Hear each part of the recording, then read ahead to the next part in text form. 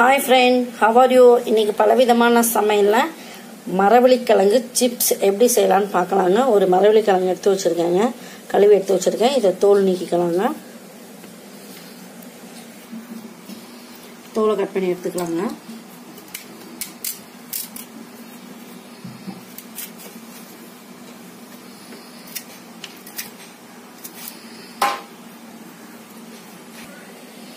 இப்போ தோல் சீவி எடுத்தாச்சுங்க.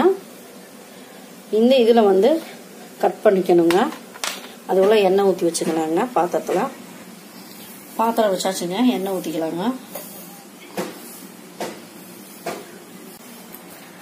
இது எண்ணெயிலே டைரெக்டாக ஸ்லைஸாக வெட்டி போடுறாங்க.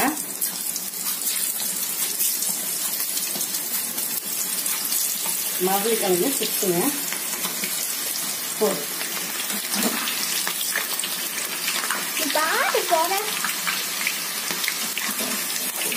மரவள்ளிக்கிழங்கு சிப்ஸுங்க. இன்னும் கொஞ்சம் வேகட்டுங்க. இப்போ இது வெந்துருச்சுங்க, எடுத்துக்கலாங்க.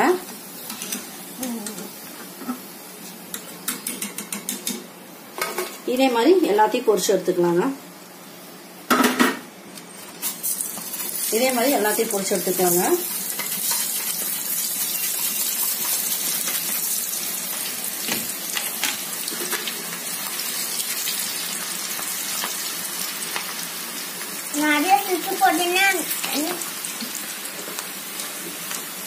மரவள்ளிக்கிழங்கு இந்த மாதிரி செஞ்சு கொடுங்க. வீட்டிலேயே நம்ம கிழங்கு வாங்கி செஞ்சு கொடுங்க. ரேட்டு கம்மி தான். மரவள்ளிக்கிழங்குங்க கிலோவே 25 ரூபா தாங்க. ஒரு சில பக்கம் 20 ரூபா, ஒரு சில பக்கம் 25 ரூபாங்க. வீட்டில் வாங்கி செஞ்சு கொடுத்தீங்கன்னா நல்லா இருக்குங்க. இப்போ எல்லாத்தையும் பொரிச்சு எடுத்தாச்சுங்க. இங்க பாருங்க, சூப்பராக பொரிச்சு எடுத்தாச்சுங்க. மொறுன்னு இருக்குங்க. இங்க பாருங்க, சிப்ஸு எல்லா சிப்ஸுமே சூப்பராக வந்துருக்குதுங்க. இப்போ இதில் வந்து உப்பும் மிளகாத்தூளும் கலக்கி போட்டுக்கலாங்க. மிளகாத்தூள் கொஞ்சம் போட்டுருங்க.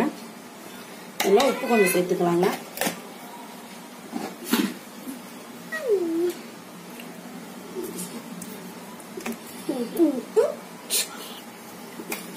இது ரெண்டையும் கலக்கிட்டு மேலே தூவி நல்லா குளிப்பிக்கலாங்க. உப்பு மிளகாத்தூள் கலக்கி எடுத்து இப்போ இதெல்லாம் தூவிக்கலாங்க.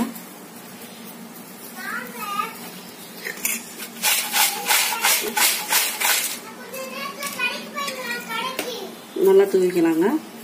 உங்களுக்கு காரம் வேணா நிறைய தூவிக்கோங்க, இல்லை காரம் வேண்டாம்னா இந்த மாதிரி பொரிச்சுக்கோங்க. இந்த மாதிரி கடையில் பொரிச்சது வாங்கினா 50 கிராமே 30 ரூபா 40 ரூபான்னு சொல்லுவாங்கங்க. இதே நீங்கள் வீட்டில் வாங்கி செஞ்சு கொடுத்தீங்கன்னா சூப்பராக இருக்குங்க. ரேட்டு கம்மி. நம்ம ஒரே கிழங்குல பாருங்க எவ்வளோ நம்ம பொரிச்சிருக்கோம் பாருங்க. இந்த மாதிரி நீங்களும் செஞ்சு கொடுங்க. மரவள்ளிக்கிழங்கு சூப்பராக இருக்குங்க. உங்களுக்கு இந்த வீடியோ பிடிச்சதா லைக் பண்ணுங்க, ஷேர் பண்ணுங்க, கமெண்ட் பண்ணுங்க.